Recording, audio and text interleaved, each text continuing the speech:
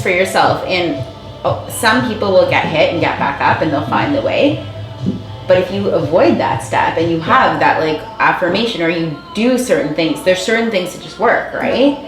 Like I've also tried a lot that didn't work. You have to. Yeah. You have to. I wasted so much money, especially on online lead gen, funny enough. It's, online lead gen is like the wild, wild west. Yeah. And it just puts different people in the forefront. We're like, yeah, it's just so easy. And, you hear them throwing numbers and you go, that's not real. Like, you have to. I got a cold call from a company in Montana. Yeah. It was amazing. Like, I was just like such a sucker. It was like, you can get exclusive rights to your area. Okay. Like, we looked you up. We think you're the right fit. And I was like, at the first, I was like, ego up. Ego up. Like, they saw me. Yes. And then I realized, well, if they actually looked me up, they'd realize I've done nothing. So clearly they're full of it. Yeah. And I just didn't have the experience to know that.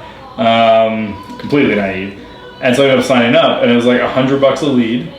$100 a qualified, vetted, local lead. No, just $100 a lead. Just $100 a lead. The way they qualified a lead is they generated leads, and then if they were able to get them on the phone, okay, and say, yes, I would like to speak to an agent, that was the extent of the qualification. So every lead I got from them was, the best one was willing to spend up to $150,000 to buy a house. Brilliant. And like, where? New Market. In New Market, okay. Which even like the bad condos were double that. Like the bad ones. And like, so we're just like, that's the best lead that ever came in off that. So like, I think they're at that's exciting. They said they have a budget and they want to buy a New Market, right? Yeah, well, at the time I was like, great. Oh, you can't. Like, I couldn't drive you anywhere where you could afford. No. So it didn't go anywhere. But like at the time, I was like, I didn't have that $1,500 to waste. No. And so like a couple things like that, Yelp. The tools for agents. It's so funny. I'll go into meetings and like do the marketing. I'm like, hold on a minute. First of all, who are you? Like, because not everything that works for everyone works for the other person, and some things just work really. So my dad actually taught me this story. He had a guy. He's like was a massive producer in pre-con before pre-con was a thing. He was like the go-to guy, and I said to him, Henry, like I think I'm doing pretty well. And my dad put him to real estate school and recognized his potential, and said, like, listen to me here. He said, I think I'm doing well, but I'm out of the bar a few days a week. And he said, this is what you've got to do. Be at the bar 6 days a week. Yeah. Like on the 7th day sell, because a lot of the times I see people go into lead gen, they don't understand enough of it. Now it's enough of our business that we know, and we have companies where it's like lead gen for real estate. Yeah. Because what you bid and what you bid for, and understanding what you need as a client, like if you're in New Market and I pass you a client in Scarborough, how well do you service it? Where's your area of expertise? And to get to that client, good luck. You might not even get that because at least you can refer it, right? Yeah, it's so wild. Like the stuff, it's wild. And the crap that's out there is ridiculous. Like there's so much, and that's where like what I figured out was like I have to learn for myself so I don't get screwed again by a company like that. Yes. And then eventually I taught myself enough, and then I went to actually it was Craig Proctor. I went to like one of his half-day seminars. Yeah. And he gave enough information in the half day that I was able to figure out basically what he did. Right. And because he did it here. Yes. So then I was like, okay, so I know his strategies work in this area. Yeah. And then I was able to basically take his stuff and then adapt it to work with what I wanted to do. And that's when I started generating a lot of leads. Right. Good leads. But then yes and no. So like some worked. So like some campaigns I tried one of his popular ones was like a foreclosure list. So like get a list of homes foreclosed on. Yeah. Terrible leads. Can't do it here. Yeah. But like simple ones like get a list of homes under $700,000. I did really well. Like I actually did really well with I bought the domain listingsearch.ca. Great. And I ran Google ads to listingsearch.ca. All the entire page was like, because I had no idea how to build anything online. Yeah. It was a page that was like, the color would probably be described as like a mix of like peach and pink.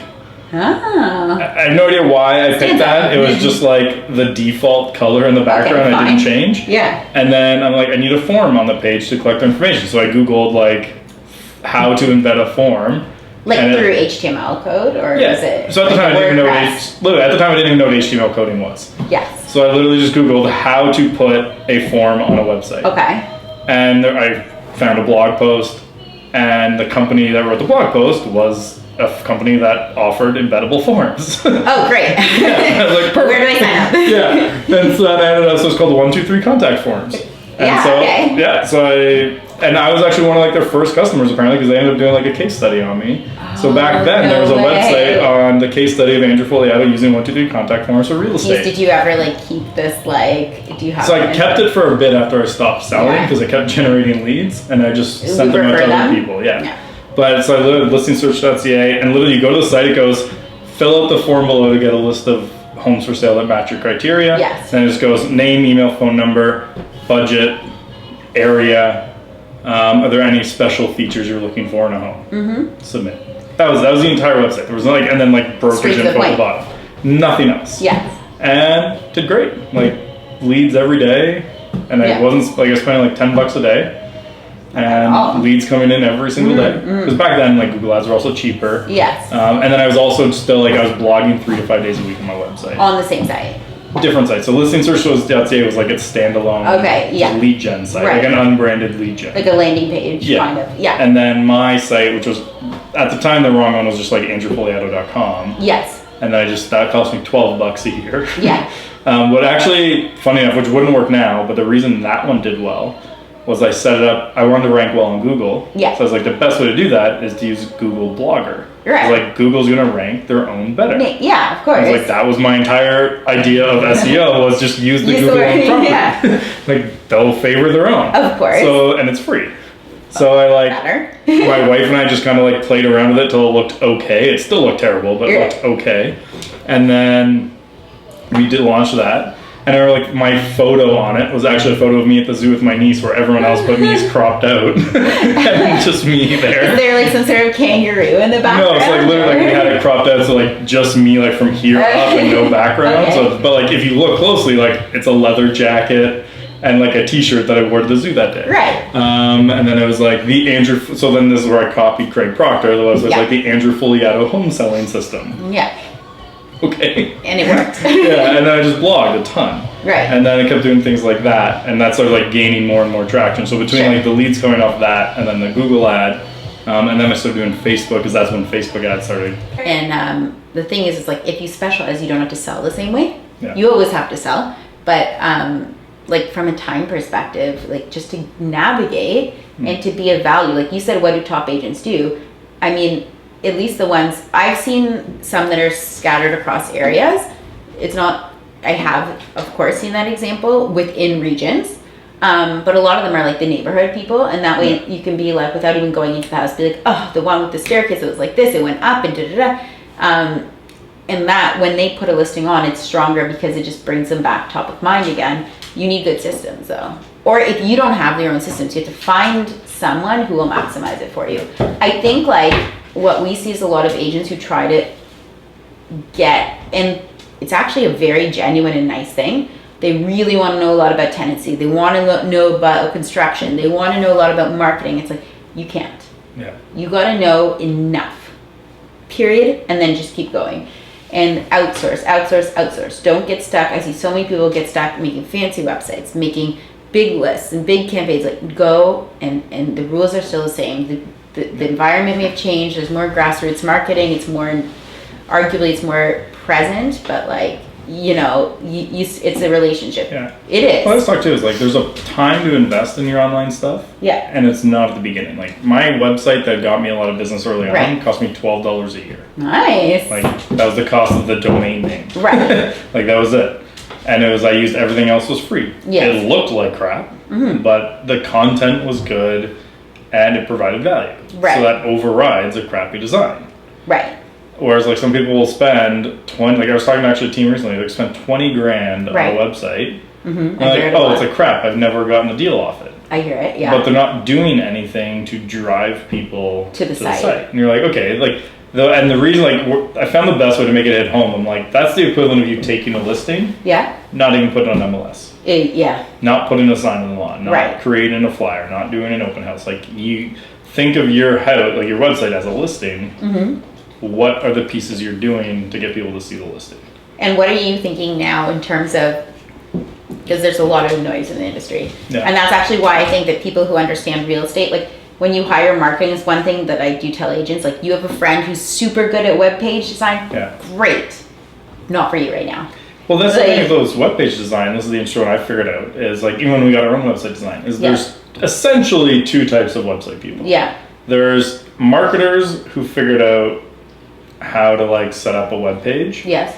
And there's graphic designers who figured out how to put their designs on a web page. Yeah. Right? Yeah. But the graphic designers are the most popular from the sense of the most website companies you find, especially like little guys that you would find, are graphic designers who know how to turn that into a website. Yeah. But nothing that they know is how to get people to convert. How to write the right copy. They know how to make it look great. Yes. Like the guy that we hired to do our website didn't even know that it existed a tool where if someone was going to leave your site, you could have a pop-up come up when they were leaving. And that was your tech person. Yeah. Which is like today you need. So like luckily like I know all that stuff. Yeah. I just don't have the physical, like I don't know how to write coding. Of course. Like do that side of it. But like, even nowadays, isn't there like kind of it's more the interfaces are more friendly in terms of if you don't know how to code? Yeah. Like up until like a year and a half ago, I did our own website myself. Because like I can read the code. I can figure out what I need to do. Like I've gone to coding camps and done stuff. So, like I at least know enough that I can get by. Yeah. Like if you show me like the CSS and like I look at that side of like it, I can look at things and be like, okay, if I edit like this number, I at least have a rough idea of what it's going to do. Yeah. I might not perfectly know. Right. But if I screwed up, I know how to go back and fix it too. Yeah. So you need it. I know enough to get by, but I would never take a job of like I'm coding a website. But you know what? That's what I think a big thing about it too is when you want to hand off work. You need a basic understanding. Like you can't say, I wanted to do this and not say, oh, and I also understand it comes from here. Like you have to know how to say what you want by experience. Otherwise you won't get your results, right? The other problem most people do with websites is they just buy a website. But they do that first and then start figuring out what they're doing. Yeah. Like before you buy that, you need to have that like, okay, here's my strategy. Okay, now let's find a website that fits it. Because like, there's so many different website platforms. And some are right with some strategies, but terrible for other ones. Okay. So if you pick the wrong one at the beginning that's not going to fit with your strategy, you've already shot yourself in the foot. So who do you like? It depends on the strategy. Okay, right? Tell me. Or you're not. So no, entirely. So like for example, like Agent Locator, which is really popular. Yeah, it's very popular. If you want to do online lead gen, they're awesome. Okay. If your goal is content marketing, they're not a great platform for it. Right. Now they've released like a lot of updates, and I haven't used it, so maybe the new updates are better for content. I don't know. Last time I dealt with kind of like the back end for content marketing, wasn't a fan. Yeah. It was clunky, it was tough to deal with compared to what the other options are. But from like a lead gen standpoint, they're great websites. Okay. Then there's like Artifact. Yeah. Which I think they might have changed their name now. It's a agency, what was it? Like Black something. I don't know. Sorry, Artifacts, your Artifacts. I haven't dealt with them in a while now, but like their websites are great designs. Yeah. But not like from a conversion standpoint, like a lead gen. So like if you want to do a content play, Artifact has a great site, but it's also going to cost you a lot of money to get. Of course, yeah. But great for content, but not for lead gen. And they do content too, right? Like a little bit. Like and that's also on purpose of it too. Like of course, I think someone on their team like even wrote an article about how like lead gen sites are dead or something like that.